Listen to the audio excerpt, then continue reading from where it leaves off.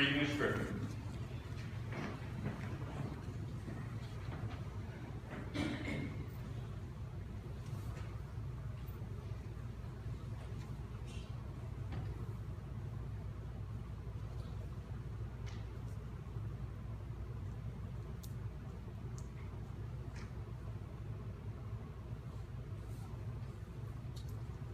The story of God's provision through Elijah for the widow of Zarephath and her family. A reading from the book of Kings.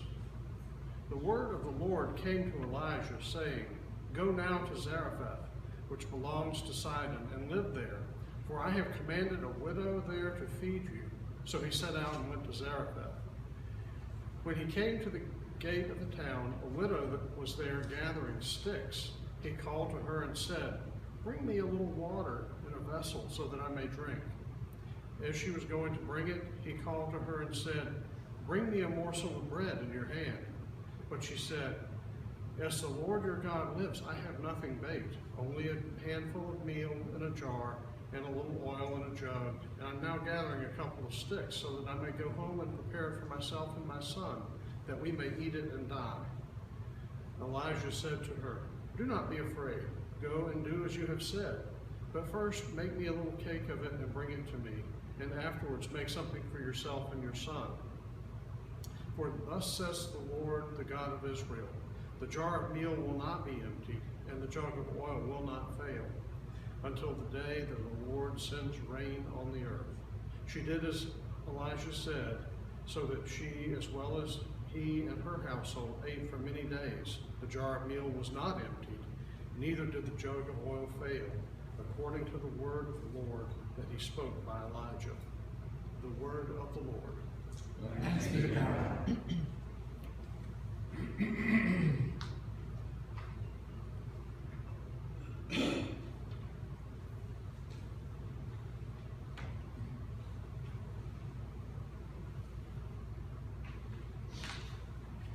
Let's read together the verses of Psalm 146. Hallelujah. Praise the Lord, my soul. I will praise the Lord as long as I live. I will sing praises to my God while I have being. Put not your trust in rulers, nor in any child of earth, for there is no help in them. When they breathe their last, they return to earth, and in that day their thoughts perish. Happy are they who have the God of Jacob for their God, whose love is in the Lord.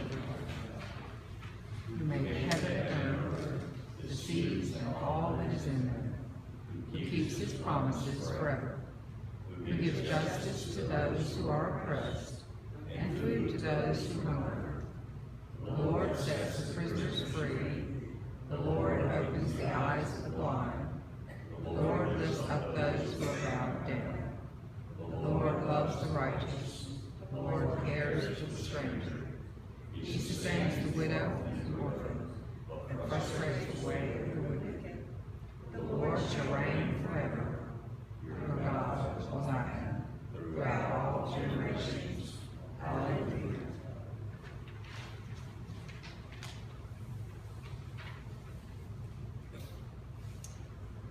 Paul reminds the Galatians that the gospel he preached to them did not come through human authority, but was revealed to him by Jesus.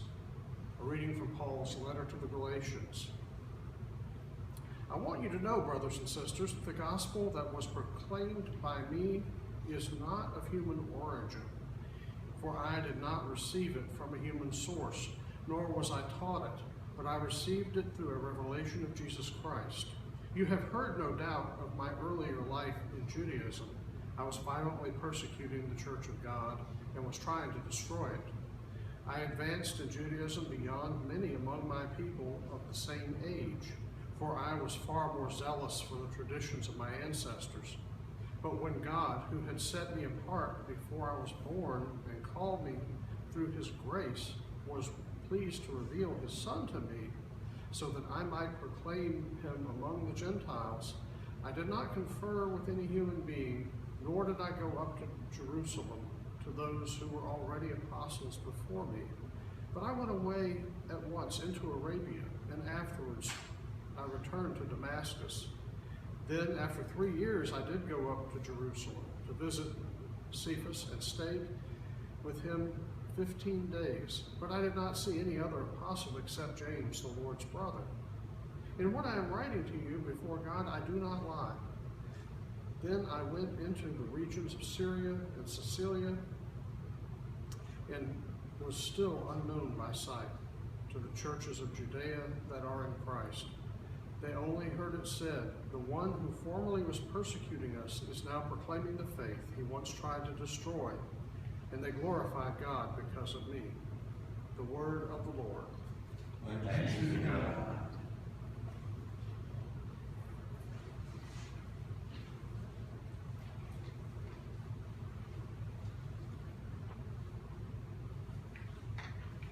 Let us stand and sing together the canon.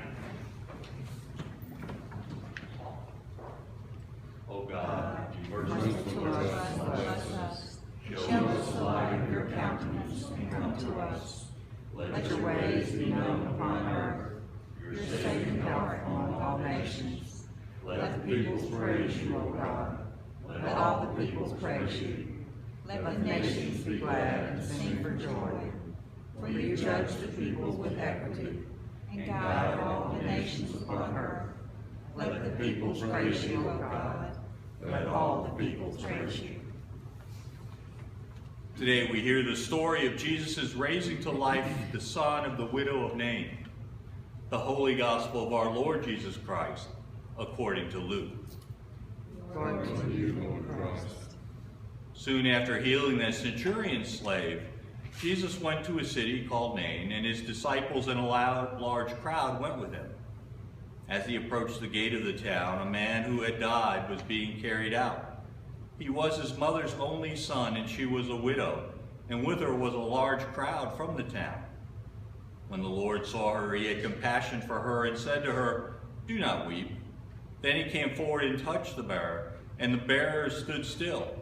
And he said, "Young man, I say to you, rise." The dead man sat up and began to speak, and Jesus gave him to his mother. Fear seized all of them, and they glorified God, saying, "A great prophet has risen among us, and God has looked favorably on his people." Its word about him spread throughout Judea and all the surrounding country. The Gospel of the Lord. Praise to you, Lord Christ.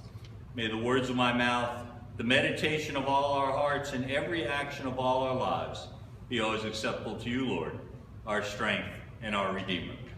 Amen.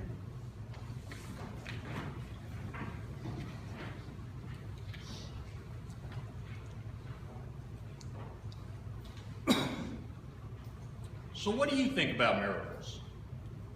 We hear lots of them in the scriptures. Do you think they're fakery? Fiction? Natural events just portrayed in a strange way? Or are they real? Today we heard those two stories about miracles. First, we heard how Elijah fed his host family and himself in a miraculous way. The food should have just lasted for one meal, and instead it lasted for days, maybe weeks, we don't know, but for a long time. Then we heard Jesus having compassion and raising a dead man and bringing him back to life. I want to focus in on the gospel story. I know there are many scholars who will tell you it is just a story, similar to a parable meant to teach specific theological points. If you were to read one of those scholars, you would likely hear about the importance of compassion, noting how this is the only time when Jesus did a miracle when he took the initiative. Notice, no one approached him asking for help. He saw a situation and took care of it. And very importantly, and this is a point we might miss in our modern society, the compassion is shown to a woman. Remember, women had little status in this society. The widow's plight is especially bad because she's lost all the men in her life, both her husband and her only son, and therefore had no one to provide for her. and women had few options about how they could provide for themselves. So the fact that Jesus and Elijah dealt compassionately with women is an important point. And the scholar would probably talk about how this particular account is the first time, at least in Luke, where Jesus is called Lord. And also the importance of being called a prophet. Although the people meant prophet in the sense of a doer of mighty deeds, in fact, the role of the prophet in Jewish life was to serve as a spokesman for God, the ambassador, if you will. The mighty acts were important in that they showed that this person, this prophet, had this special connection with Yahweh. They were verifying their role. Just as with Jesus, the miracles had little value beyond telling that the prophet is acting for God, or at least little value except for the people involved. So the crowd and we are told Jesus will speak for God. Lots of important theological teachings in this little short gospel passage. And some of those scholars, if you were to read them carefully, would be saying this is a teaching story, that the actual events never happened, that Luke constructed this to make those points. Maybe. But as I read the gospel passage, I notice other points which make me think otherwise. Primarily, I notice that Luke says there's a large crowd following Jesus. And as they're about to enter the city, a large funeral crowd comes out. So these two large crowds are together. In other words, there are lots of witnesses to what is about to happen. And Luke tells us where it happened. And it happened in an otherwise unimportant village. Put all that together, and what I read is an account which could have easily been disproved or proved when Luke wrote the book. Remember that these accounts were going around this small community of Israel right after Jesus' death. So many of the people in these two crowds were still alive and would have heard the account, and if it hadn't happened, they would have spoken up. It doesn't really matter in the theological points, but to me it's comforting. Now, although I very much love the historical discussions and the theological twists and turns, when I'm studying the scriptures, I do so in a very selfish way. I always find myself asking, how does this teaching affect my life, the way I live? And these lessons today are difficult from that perspective in that their impact on us is not immediately evident. They're not telling us we should be living our lives in any specific manner or that we should be doing any specific ministry.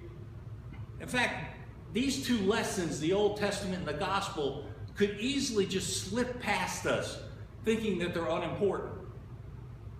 Well, let me suggest to you they are very important. And they're important in the prophetic sense. See, these lessons that we just heard encourage us to open our eyes and our ears and our spirits to see the work of God that's all around us. Once we acknowledge God's work in our world, in our lives, we almost have to respond. Of course, it's possible we may read these passages and have the exact opposite reaction. We might read these passages about mighty deeds and wonder why we've never seen any such deeds. We might conclude real miracles don't happen. Of course, for the people of Israel, it was easier for them to believe.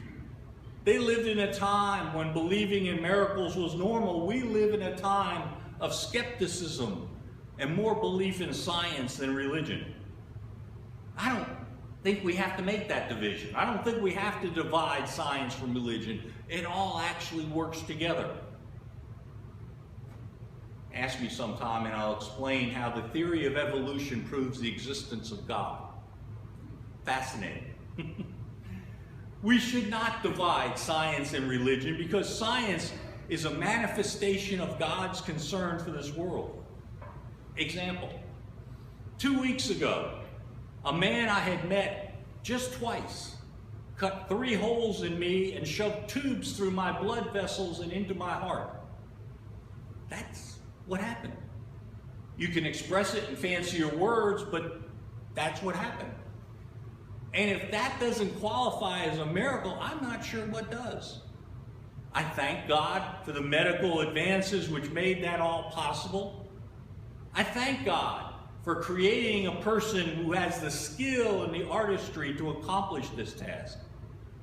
I don't consider it any less of a miracle than what Jesus did. And yet, it happens many times a day. Or, want something that sounds more miraculous? Let me tell you what his father told me. His 4 or 5-year-old child fell hard right on her head. She's rushed to the hospital where she's groggy and throwing up. But the doctors are very concerned because it looks much more than a simple concussion. It could be serious brain injury. Can you imagine how scared the parents were? The father tells the story that he tried to pray, but nothing came out. Finally, in desperation, he just let go and began to cry. And he said, God, this is your very special daughter, and there's nothing I can do to help her. Moments later, she woke up perfectly fine.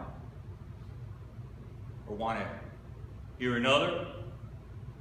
I know the father well in this one. He is about as down-to-earth, straight-laced, not likely to believe in daily supernatural events as you can get. His daughter, I think, was about 7, ate what turned out to be a very bad